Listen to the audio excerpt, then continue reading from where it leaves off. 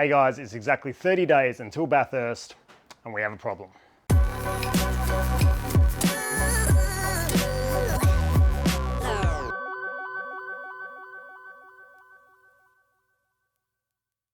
G'day guys, that's right, it is 30 days until Bathurst and we have some good news and we have some bad news. But before we start any of that, finally, I have some stuff to send to our supporters. So to everybody that donated $40 or more and has their name on a car, first of all, thank you so much and thank you for your patience. This isn't anything amazing. I've just put together a little pack here with some stuff in it. I won't tell you what's in it. I think you should unwrap that and find out for yourself. I just need to print out all the labels and I'm vinyl cutting some Nugget Project stickers, which I need to sit down and weed out at night, which I'm gonna have to put on hold for this week, which you'll find out why in a minute.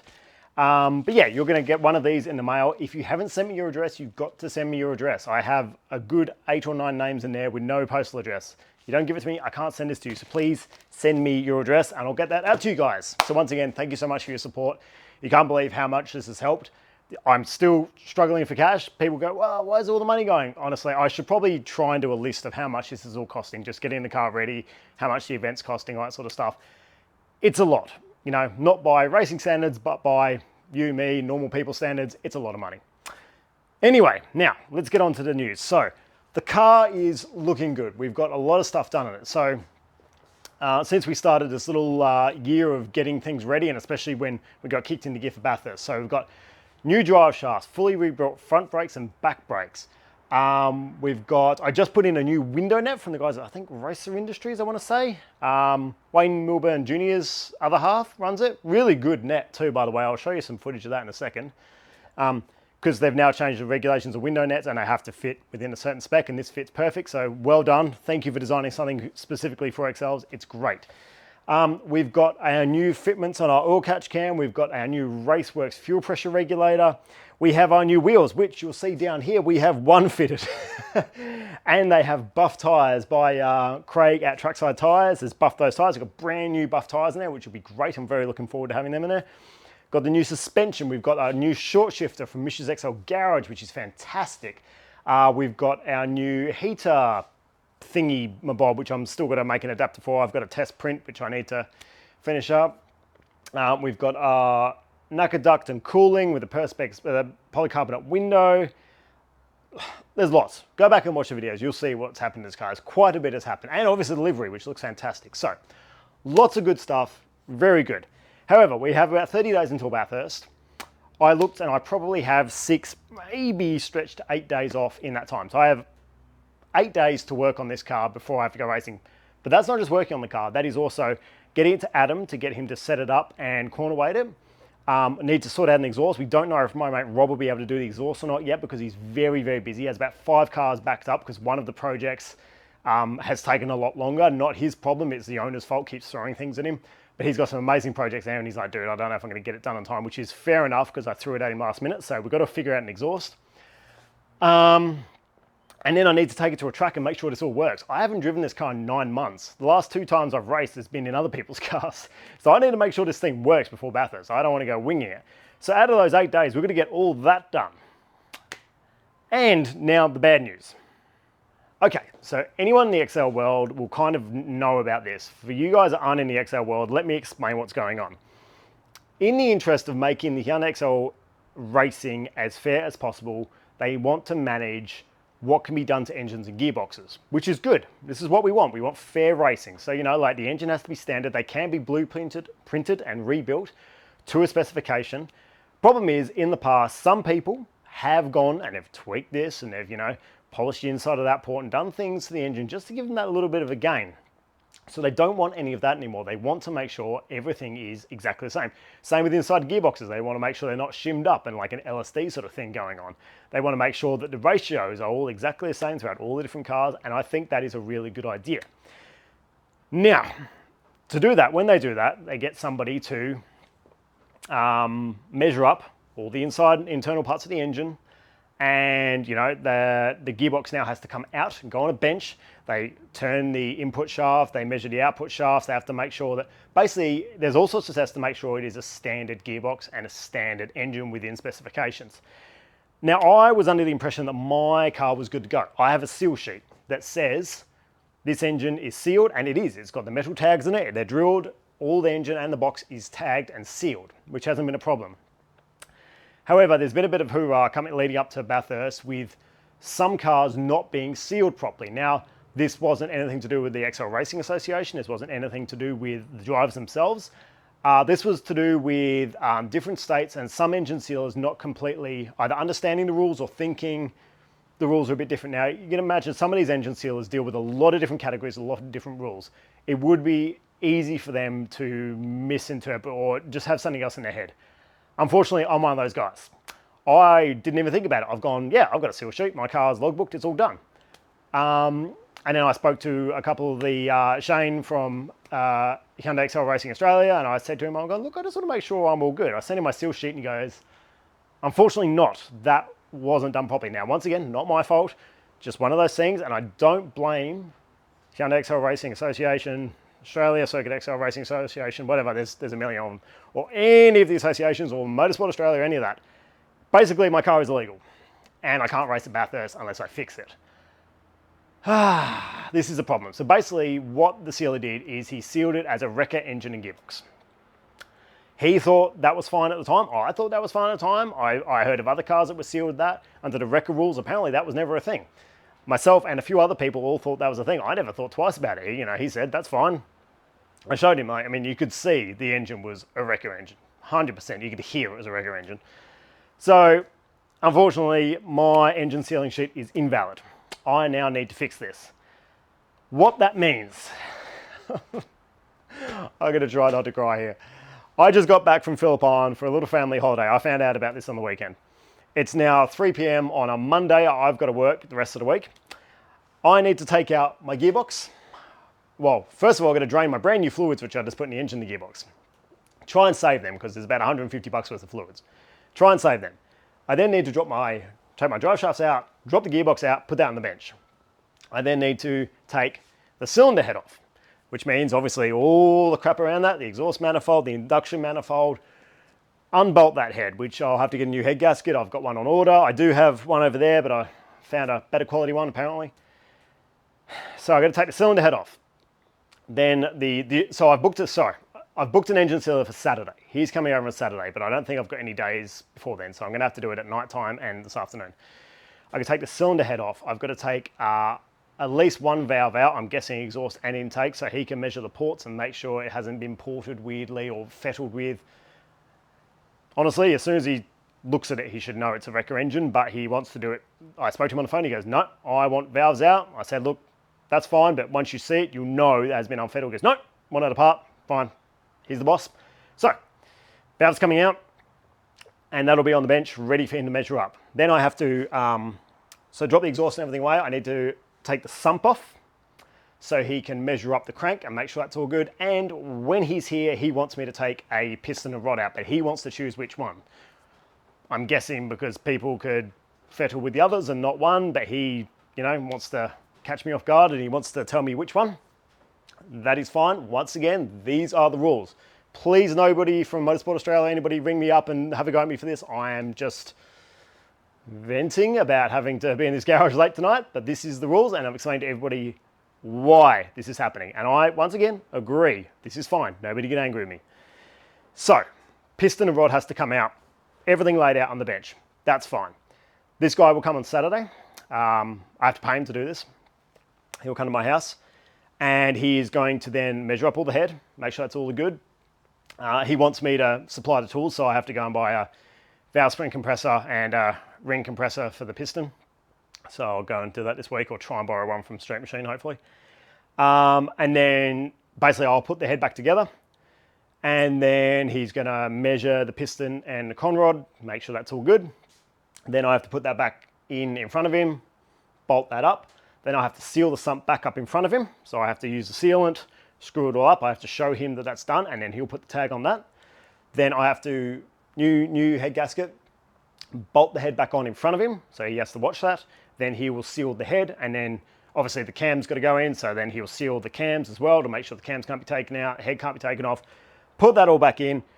The cam cover's not sealed, that's fine. But that part of it, will all have to be done in front of him. He'll seal it off, he'll sign the sheet, he'll have his copy, I'll have my copy, then the car's legal. And then obviously once he nicks off, then the gearbox will be done on the bench too. And once the gearbox is done, the gearbox can be sealed on the bench, so it doesn't have to be in the car, thank God. So then after he leaves, I can then put the gearbox back in, drive shaft back in, all the crap back on the car, all the fluids back in. Hopefully it runs. Yeah, obviously there's timing there, so timing belt and all that sort of stuff. And while it's apart, I figure I've got to do some of this. I do have a new timing kit, which I was saving for the new engine, but I mean, if I've got it off, I may as well put a new timing belt on it, I guess. Yeah, this is where we're at, guys. So yeah, I have 6, hopefully maybe 8, I'll try and squeeze days until Bathurst to pull this down, put it all back together sealed, then exhaust, corner weighting, suspension setup, test day, fix anything that breaks on a test day, and then hopefully we're ready for Bathurst. So, who needs to create drama for a car show? This is just natural drama that's happening. I should have been onto this earlier. I wasn't aware. I was blissfully unaware that my car was not legal. I just thought it was fine. You know, it's an old record car. I'm not near the front. I didn't think it was a problem. And I don't think it would have been a problem straight away for the state series because Bathurst is on a national stage. Everything has to be top notch and above board. So, here's where we're at, guys. So anyway, I'm not going to film this. I don't have time to film this. Filming takes so long. I might try and set up a time lapse in the corner or something and just speed up the next few hours. But yeah, I'm going to pull this car in the middle. I've got the Soror parked outside and covered up. We'll get this car jacked up on stands, drain and save those fluids, and start ripping the sucker apart. That's my news. Not the news we wanted. Jesus. All right, anyway, fade to black. I'll speak to you when it's done.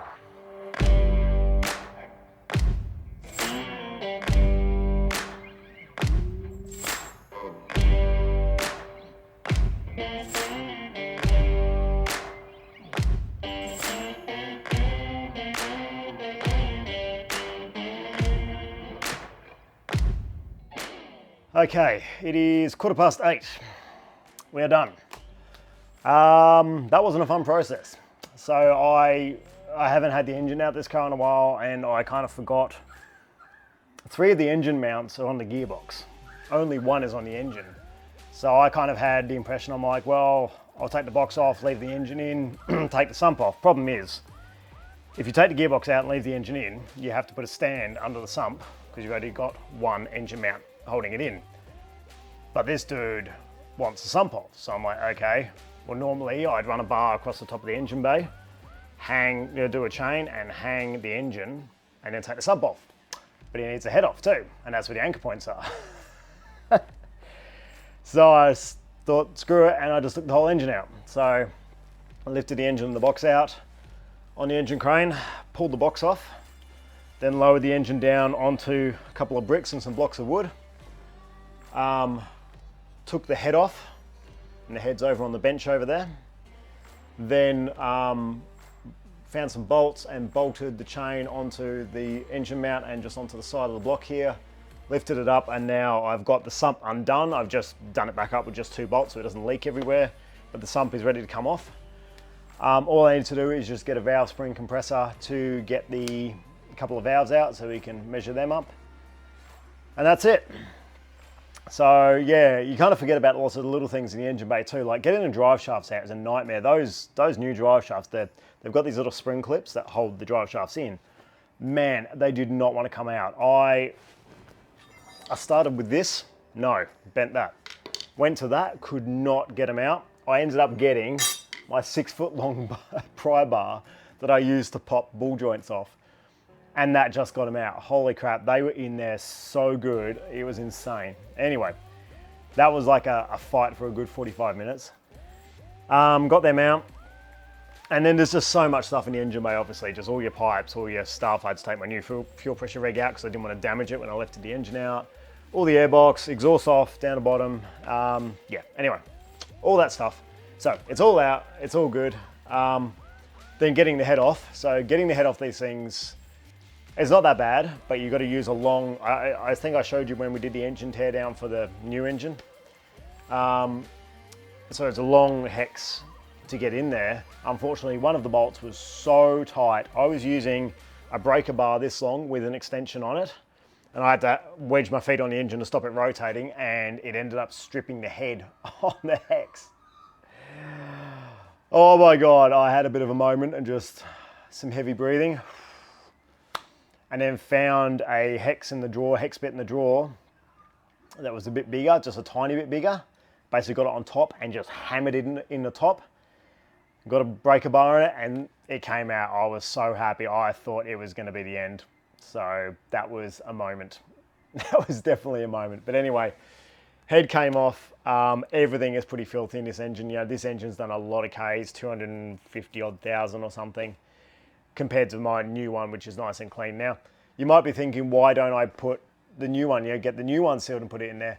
Basically, it's an unknown entity. Like, it looks clean, but I know this engine works. It's not going to cost me a ton. I'm trying to get away with not so many seals. Obviously, new head gasket. I'm going to have to put a new stud in it now because that stud's buggered.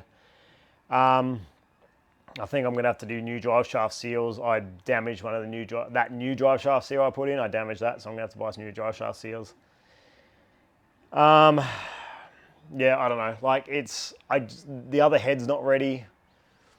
I know this works, and for Bathurst, I just want something that's going to work. So we'll get this cleaned up, sealed, back in the car, and then we'll take our time, because I've only got nights this week to get this done. So I want to take my time with that new race engine. I want to, you know, balance the pistons and rods. I want to clean everything up, new rings, do it properly. If I try to do it now, I'm going to rush it. It's not going to be the way I want it to be. So yeah, that's my story, guys. Not what I wanted this week. And, you know, the car was running. It was driving. How many hours ago? What time did I start? 3:30, 4:30, 5:30, 6:30, 7:30, almost 8:30. So about 5 hours, 4.5 hours. I think that's not bad for some muppet who's not really a mechanic to get all that out, get the head off, get everything stripped down. I think I've done not bad. You know, I've got the cams out and everything's out. It's all on the bench. Yeah, anyway, so I don't know if I'm going to film with this engine sealer.